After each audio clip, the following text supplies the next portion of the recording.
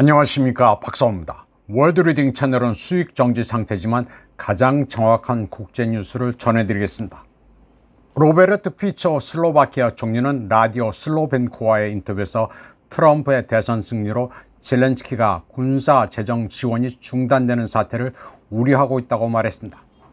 그는 11월 7일 헝가리 부다페스트에서 열린 EU 정상회담에서 젤렌스키를 만났을 때 그가 눈에 띄게 동요한 표정이었다고 전했습니다.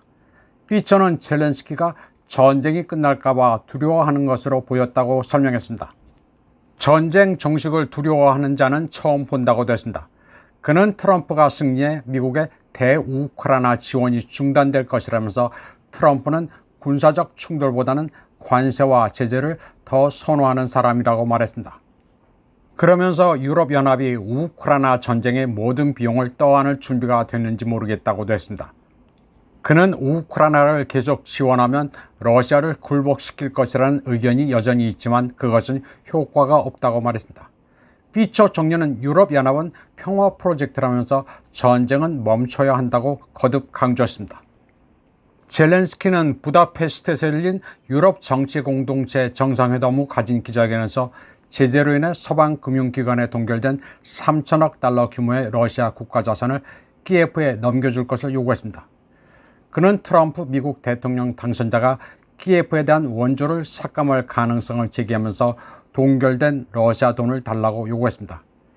2022년 2월 우크라이나 갈등이 확대되자 미국과 동맹국은 러시아 중앙은행의 자산 약 3천억 달러를 동결했습니다. 이 돈의 대부분은 유로클리어에 보관됐습니다. 브라셀에 있는 유로클리어는 압류된 러시아 자산이 회계연도의 첫 3분기에 51억 5천만 유로의 이자를 발생시켰다고 주장했습니다. 젤렌스키는 트럼프가 재정적으로 지원하지 않으면 무기를 구할 수 없다면서 이 돈을 자기에게 주면 그걸로 무기를 마련하겠다고 말했습니다. 세르게이 리아브코프 러시아 유무차관은 러시아 자산을 추가로 도용하거나 우크라이나 갈등을 확대하는 조치를 취하지 말라고 워싱턴에 경고했습니다. 그는 워싱턴이 모스크바에 대한 적대적 정책을 고집할 경우 미국과의 외교관계 단절도 옵션에 있다고 말했습니다. 그러면서 서방이 러시아에 압력을 가하기 위해 마지막 예의까지 버릴 경우 외교 단절 조치를 취할 가능성이 있다고 말했습니다. 다음 소식입니다. 블라디미르 푸틴 러시아 대통령은 지난 6월 평양을 방문했을 당시 김정은과 체결한 전략적 동반자 협정의 비준을 마무리했습니다. 러시아 하원인 국가두마는 지난달 말 만장일치로 조약을 비준했고 상원인 연방평의회는 11월 6일에 이를 승인했습니다. 2024년 2월 19일 평양에서 서명된 러북간 포괄적 동반자 협정은 모스크바와 평양의 비준서를 교환하면 공식으로 발효됩니다. 이 조약에는 러시아와 북한이 외국의 침략이 있을 경우 서로를 지원하겠다는 서약이 포함되어 있습니다. 푸틴과 김정은이 서명한 협정에 따르면 두 나라는 지속 가능한 지역, 국제적 평화와 안보를 보장하기 위해 서로 협력하게 되어 있습니다. 이와 관련해 우크라이나와 서방 국가들은 북한이 러시아의 군대를 파견했다고 비난하면서 분쟁에 가담하는 것을 걱정하고 있습니다. 북한은 이러한 주장을 부인하며 평양의 이미지를 훼손하려는 시도라고 주장했습니다. 푸틴은 북한에 파병 요청을 한 적도 북한이 제의한 바도 없다고 이미 밝힌 바 있습니다. 그러다가 서방 측이 계속 따지고 들자 왈가왈부하지 않고 있습니다. 그러면서 두 나라 간 구체적인 협력은 누구도 상관할 일이 아니라는 입장을 견지하고 있습니다. 이제 북한군 추정 영상들은 서서히 사라질 것으로 보입니다. 트럼프의 등장으로 우크라이나 애들은 패닉에 빠졌습니다. 센세이셔널한 영상과 기사를 기획할 정신머리가 아닙니다.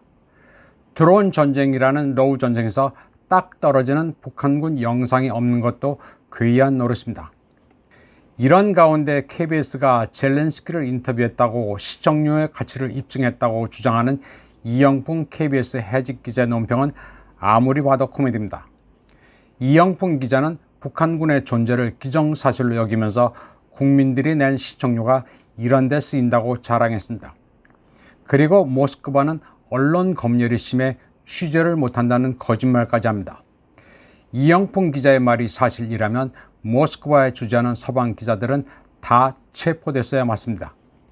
푸틴 대통령이 치매에 걸렸다, 오늘 내일 한다는 허위 기사를 쓴 서방 기자들도 다 멀쩡하게 잘 있습니다.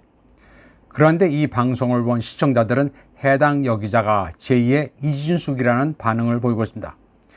무모한 전쟁을 계속 끌어가면서 외국에 끝없이 무기와 돈을 요구하는 우크라이나의 현실이 보이지 않는 모양입니다. 이번 방송은 여기까지 하겠습니다. 시청해주신 여러분 감사합니다.